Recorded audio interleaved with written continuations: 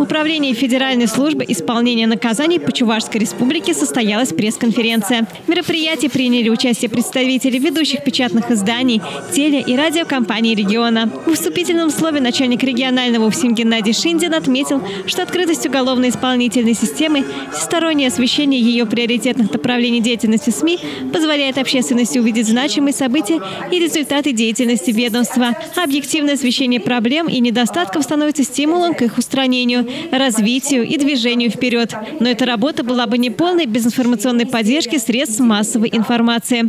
Взаимодействие со средствами массовой информации является одним из важнейших направлений деятельности Федеральной службы исполнения наказаний и территориальных органов ФСИН России.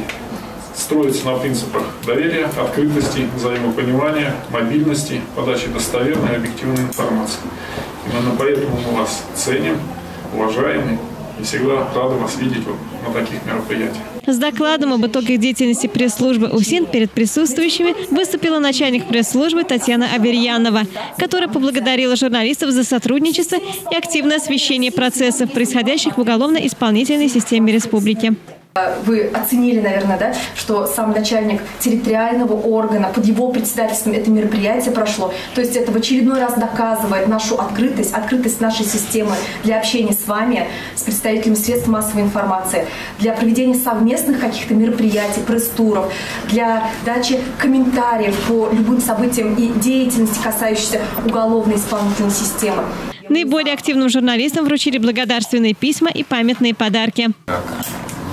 Удовлетворительно железно, потому что сравнивая, например, показания, смотря показатели, которые на сегодняшний день, это рост хороший, большой.